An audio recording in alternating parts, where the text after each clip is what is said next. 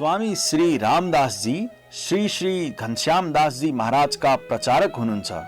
उहाँलाई श्री श्री घनश्याम दास जी महाराजले विक्रम सम्वत 2074 रामनवमी का दिन पीत वस्त्र एवं आध्यात्मिक नाम रामदास जी प्रदान गरेर सनातन धर्म भक्ति मार्गको प्रचारको आज्ञा दिनुभयो। श्री गुरुदेवको आज्ञालाई शिरोधार्य गर्दै श्री रामदास जीले सनातन धर्म भक्ति मार्गको प्रचार सेवा गरिरहनु भएको छ। भौतिक शास्त्रमा स्नातक एवं व्यवस्थापनमा स्नातकोत्तर गर्नुभएका स्वामी श्री रामदास जीले नेपाल एवं भारतका विभिन्न स्थानहरूमा प्रवचन एवं सत्संग मार्फत सनातन धर्मको सिद्धान्तलाई जन जनमा पुर्याउने प्रयत्न गर्नुभएको छ। उहाँको सम्पर्कमा आएर श्रद्धालु जनहरूले सनातन धर्मको सिद्धान्तलाई जानेर त्यस अनुसारको साधना गरेर श्री गुरुदेवको अनुकम्पाद्वारा आध्यात्मिक सुख शान्तिको अनुभव गरेका छन्।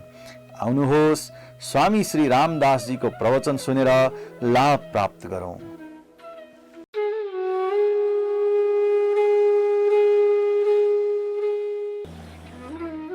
राधे राधे। आज म एउटा सानो कथाबाट विषयवस्तु सुरु गर्न गइरहेको छु।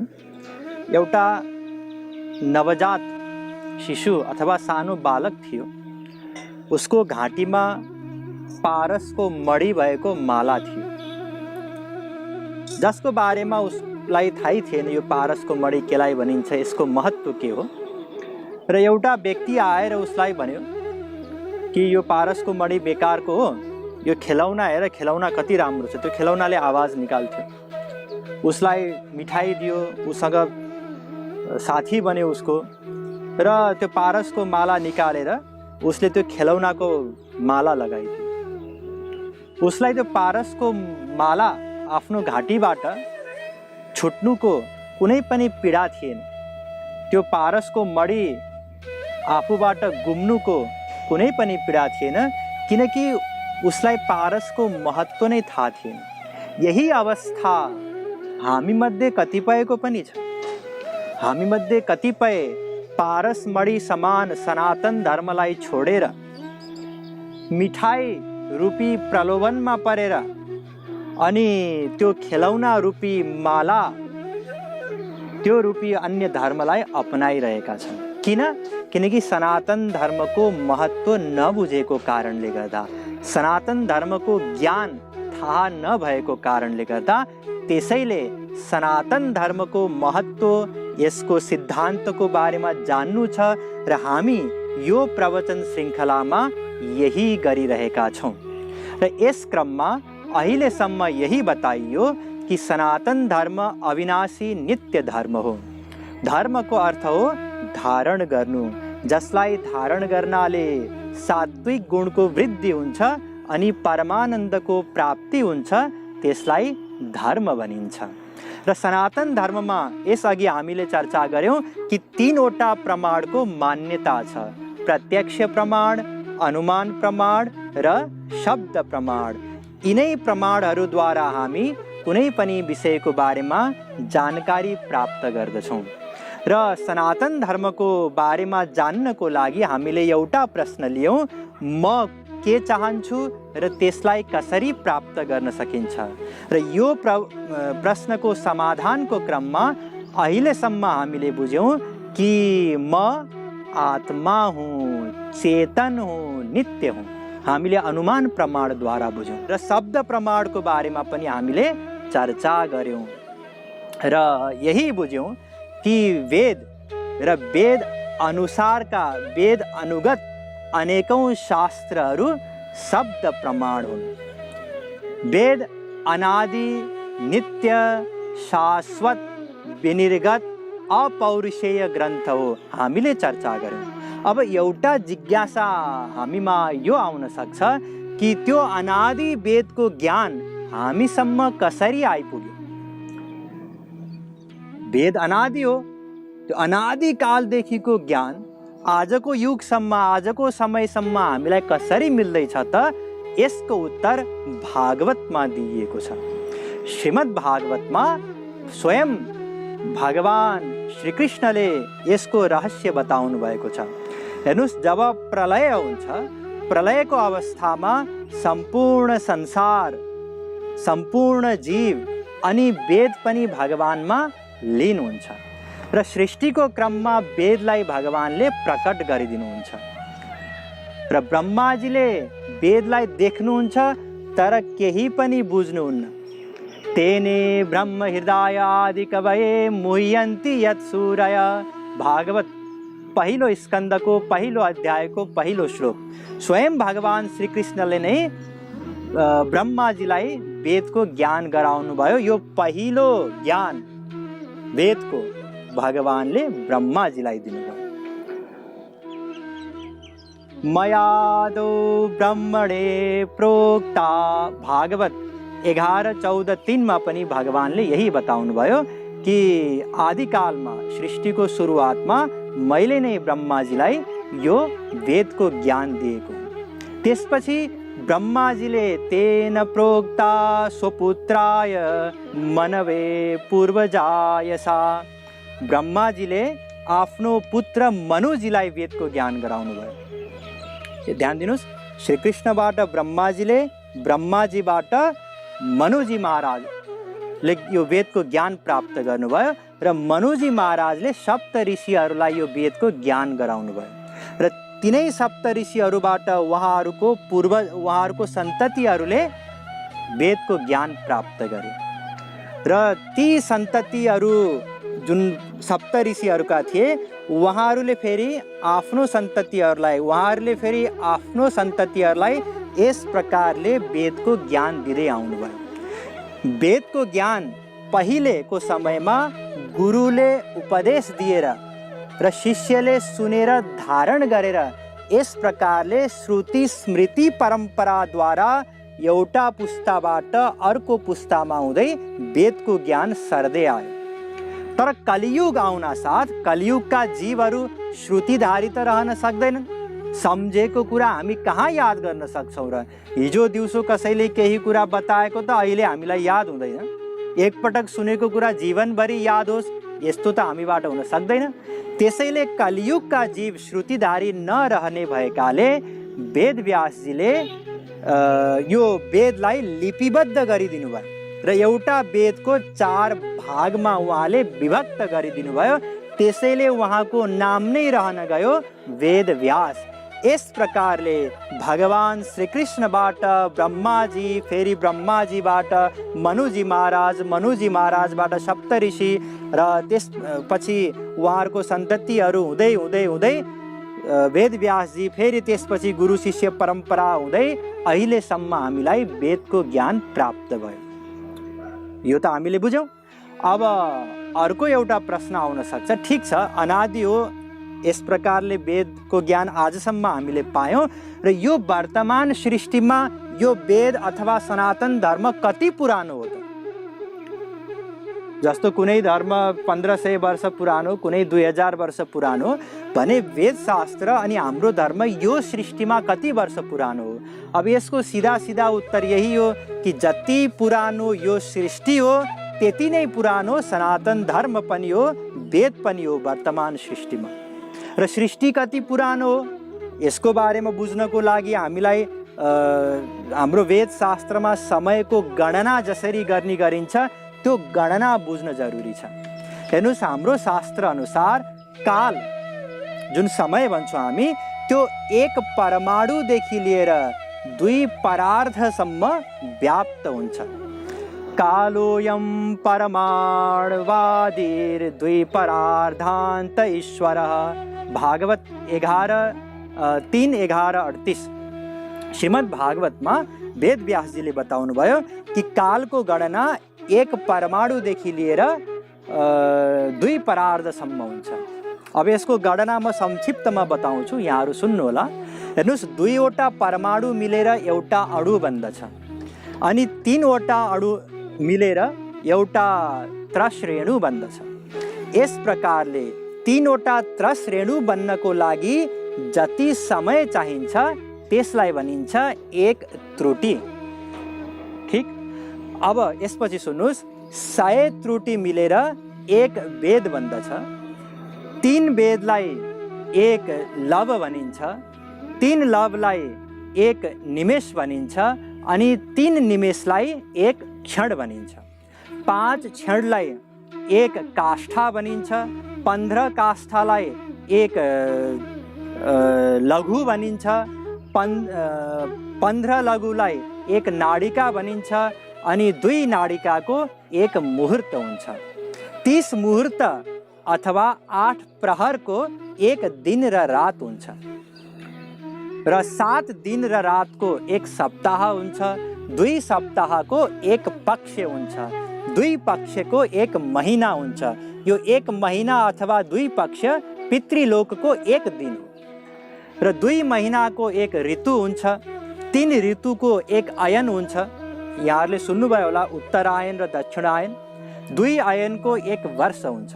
सूर्य सिद्धान्त अनुसार 365.25 दिनको एक वर्ष हुन्छ, र हाम्रो यो पृथ्वीमा जसलाई हामी एक वर्ष भन्छौँ, त्यति समय स्वर्गमा देवताहरूको एक दिन हो। त्यसैले देवताहरूको एक वर्ष अर्थात् हाम्रो 360 वर्ष यो हो एक देव वर्ष।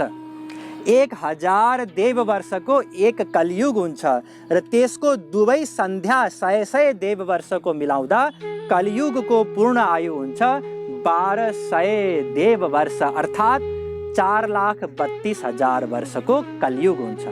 कलियुगको 2 गुणा 8,64,000 वर्षको द्वापर युग हुन्छ। कलियुगको 3 गुणा 12,96,000 वर्षको त्रेता युग हुन्छ। कलियुगको 4 गुणा 17,28,000 वर्षको सत्य युग हुन्छ।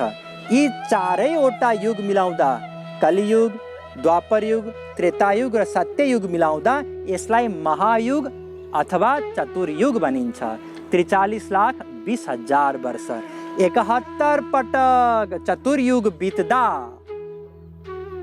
त्यसलाई भनिन्छ एक मनवन्तर अर्थात् 30,67,20,000 वर्ष। यो एक मनवन्तर भनेको स्वर्गका राजा इन्द्रको आयु अथवा मनुजीको आयु। यस प्रकारले 1000 पटक चतुर्युग बित्दा ब्रह्माजीको एक दिन बित्छ 4,32,00,000 वर्ष। त्यति नै लामो ब्रह्माजीको रात्रि हुन्छ। यो जुन सूर्य हामी देख्छौँ, सूर्यको आयु पनि 4,32,00,000 वर्षको। यस प्रकारले 4,32,00,000 वर्षको दिन र 4,32,00,000 वर्षको रात्रिको हिसाबले ब्रह्माजीको पूर्ण आयु भनेको 100 वर्ष हो, जसलाई 2 परार्ध भनिन्छ। यस प्रकारले हाम्रो शास्त्रमा कालको गणना एक परमाणु भन्नाले वर्तमान प्रणाली अनुसार 26.33 माइक्रोसेकेन्डदेखि लिएर 2 परार्ध भन्नाले 31,10,40,00,000 वर्षसम्मको गणना हाम्रो शास्त्रमा बताइएको छ। यो त भयो गणना प्रणाली। ध्यान दिनुहोस्, अब वर्तमान सृष्टि कति पुरानो हो त? यसको उत्तर पनि भागवतमा नै दिइएको छ। श्रीमद् भागवतको 3:11-33, 3:11-34, 3:11-36, 12:4-2, 8:1-4, 8:13-1 अनि भागवत महात्म्यको 1:29 अनुसार ब्रह्माजीको एक परार्ध अर्थात् 50 वर्ष बितिसकेको छ, र अहिले दोस्रो परार्धको पहिलो कल्प, पहिलो दिन श्वेत वराह कल्प चलिरहेको छ ब्रह्माजीको, र त्यो पहिलो दिनमा पनि 6 मनवन्तर बितिसकेको छ, र यो 7औं मनवन्तर हो वैवत्स मनुको। र 7औं मनवन्तरमा पनि 27वटा चतुर्युग बितिसक्यो र 28औं चतुर्युग चलिरहेको छ। भगवान श्रीकृष्णको अवतार 28औं द्वापरमा भएको, र यो 28औं चतुर्युगमा पनि सत्ययुग बित्यो, त्रेतायुग बित्यो, द्वापर युग बित्यो, र कलियुगको 5122 वर्ष भयो। यस प्रकारले सम्पूर्ण सृष्टिको आयु सबै जोड्दा हुन आउँछ 15 नील 55 खरब 21 अरब 97 करोड 19 लाख 61,622 वर्ष हुन आउँछ आजको समयसम्म 2020सम्म। यति पुरानो सृष्टि हो र यति नै पुरानो सनातन धर्म हो वर्तमान सृष्टिमा र यति नै पुरानो हाम्रो वेद हो वर्तमान सृष्टिमा। हेर्नुहोस्, आजभन्दा 5000 वर्ष अगाडि कतिपय वैज्ञानिकहरू उनीहरूका पूर्वज गुफामा रहन्थे, भाषाको पनि ज्ञान थिएन यो मान्दछन्। त्यही हाम्रा पूर्वजहरू कालको गणना 1 परमाणुदेखि लिएर 2 परार्धसम्मको यस प्रकारको गणनाको व्यवस्था गरेर सृष्टि यति पुरानो हो भनेर बुझेर अनि वेद शास्त्रको महिमाको कुरा गर्थे, त्यसको ज्ञान आर्जनको कुरा गर्थे र त्यसलाई कसरी साधना गरेर परमानन्द कसरी मिल्छ यसको चर्चा गर्थे। यो हो हाम्रो सनातन धर्म। अब अर्को एउटा जिज्ञासा यहाँहरूलाई हुनसक्छ कि ठिक छ, सनातन धर्म या वेद अविनाशी हो, नित्य हो र यति पुरानो हो वर्तमान सृष्टिमा पनि र यस प्रकारले भगवान श्रीकृष्णबाट ब्रह्माजी मनुजी सप्तऋषि हुँदै हुँदै हामीसम्म आइपुग्यो। तर वेद हाम्रो पनि केवल सर्वमान्य ग्रन्थ हो अथवा सबैको निम्ति सर्वमान्य ग्रन्थ हो, यो एउटा प्रश्न आउन सक्छ। हेर्नुहोस्, वेद सम्पूर्ण ब्रह्माण्डको संविधान हो। जसरी संविधान कुनै एउटा देशको हो भने त्यो सबै देशवासीको लागि मान्य हुन्छ, लागू हुन्छ सबैमाथि, त्यसै गरी वेद पनि सबैजनामाथि लागू हुन्छ। र यो होइन कि मेरो धर्म सनातन धर्म भएको कारणले गर्दा मैले वेदको तारिफ गर्दैछु, यो होइन। जसले वेदको अध्ययन गरे ती सबैले वेदको तारिफ गरे, वेदको अगाडि नतमस्तक भए र वेदलाई सर्वमान्य ग्रन्थ स्वीकार गरे। म प्रमाणको लागि केही मात्रै बताउँदैछु, समय पनि कम छ, यहाँहरू ध्यान दिएर सुन्नुहोला। सबैभन्दा पहिले लिनुहोस् शोपेनहावर। यी जर्मनीका विश्व प्रसिद्ध दार्शनिक भए। उनले बाल्यकालमा नै क्रिस्चियन धर्म बौद्धिक स्तर नै नभएको कारणले गर्दा त्यो दर्शनको उनले छोडिदिएर नास्तिक बने। पछि गएर पर्सियन भाषा हुँदै ल्याटिन भाषामा अनुवाद गरिएको जब उपनिषद पढे अनि उनले भने it is the most satisfying and elevating reading which is possible in the world. It has been the solace of my life and will be the solace of my death. Schopenhauer. अर्थात् वेदको ज्ञान विश्वको सर्वश्रेष्ठ ज्ञान हो। मलाई यसैबाट जीवनमा शान्ति मिलेको छ र यसैबाट मर्दाखेरि पनि शान्ति मिल्नेछ। उनले त्यो उपनिषदलाई the greatest gift of our सेङ्चुरीको संज्ञा दिए। त्यसै गरी फ्रान्सका दार्शनिक भए भिक्टर क्याजिन्स। उनी भन्दछन्, when we read with attention the poetical and philosophical monuments of the East, we discover there many truths and truths so profound and which make such a contrast with the meanness of the results at which the European genius has sometimes stopped that we are constrained to bend the knee before the philosophy of the East. यसको सार यही हो कि वेदमा यति गहिरो विचार व्यक्त गरिएको छ, यति गहिरो ज्ञान छ कि त्यसको दर्शनको अगाडि हामी पाश्चात्य सबै घुँडा टेक्न मजबुर छौँ। यो उनको अभिव्यक्ति हो। अर्का दार्शनिक भए जर्मनीका फ्रेडरिक श्लेगल। यहाँहरूलाई बताऊँ, उनका पिता पास्टर थिए, तैपनि उनले बाल्यकालमा नै क्रिस्चियन धर्म त्यागिदिए, नास्तिक बने। पछि गएर संस्कृत पढे, उपनिषद पढे, वेद शास्त्रको बारेमा जानकारी पाए।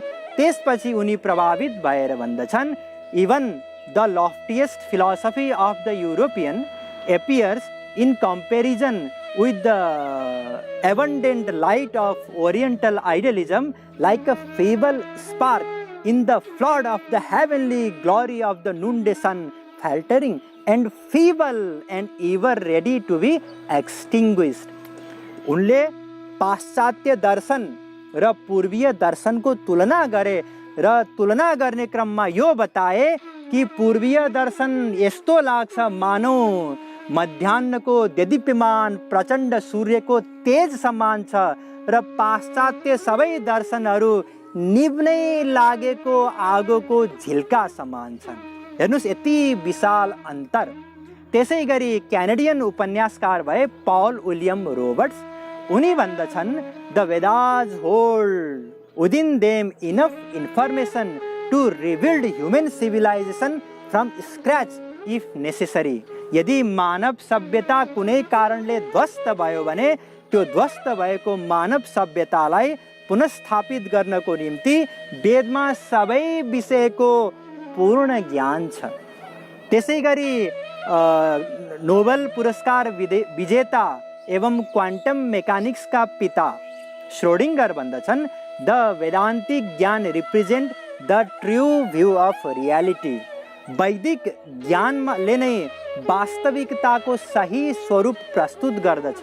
उनले अनेकौं खोजहरूमा वेदको ज्ञानको सहयोग लिएका थिए र अनेकौं लेखहरूमा वेदको ज्ञानको तारिफ गरेका थिए र कालान्तरमा गएर उनले सनातन धर्म या हिन्दू धर्मलाई स्वीकार गरे।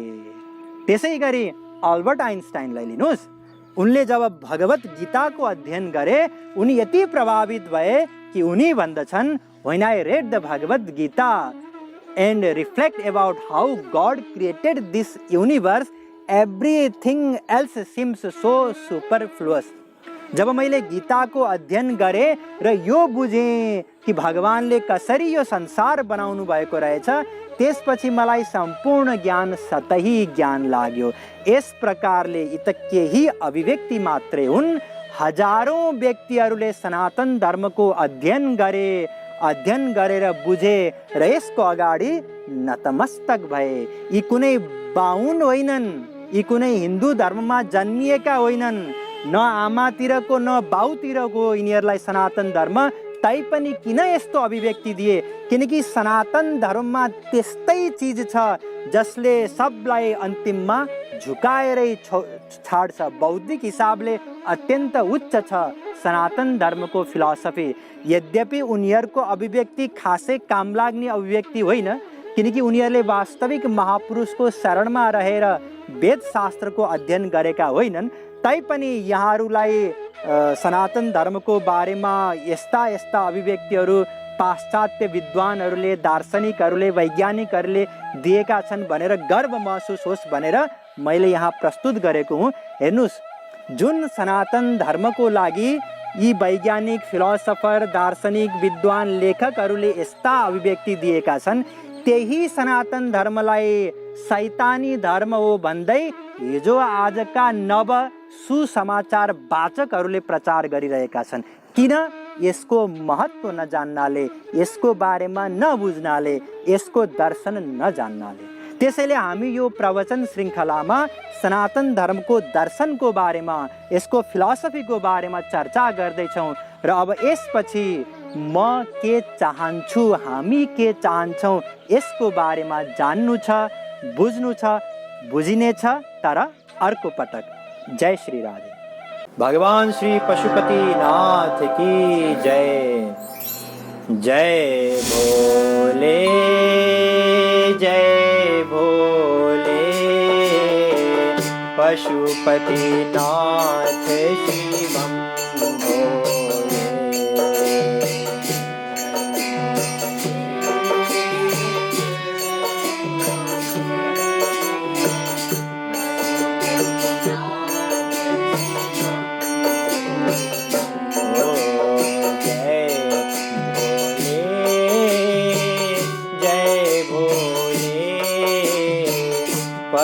पशुपतिनाथ शिवं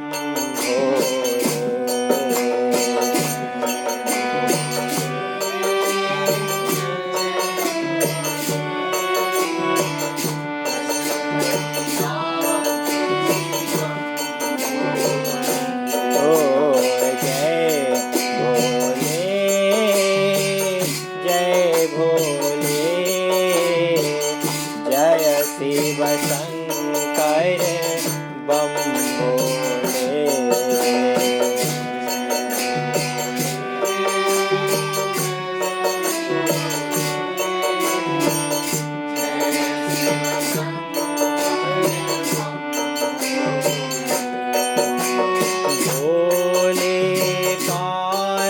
डमरू बोले,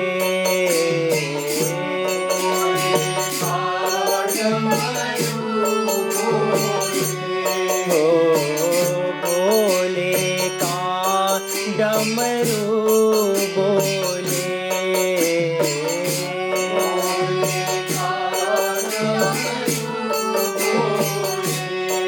हो जय जय बम बम बम भोले,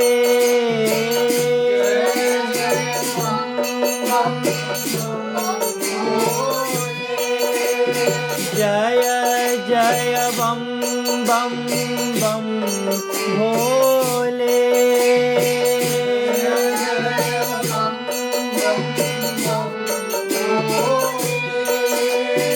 इतनी कृपा कर दे भोले,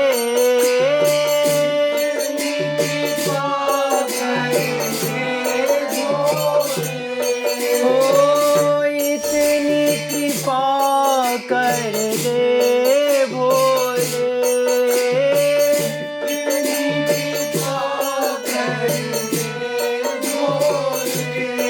हमें गोपी प्रेम मिले भोले,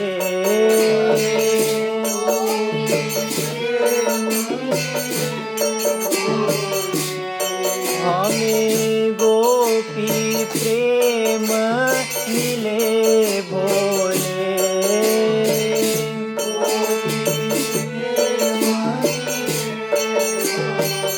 ओ जय भोले,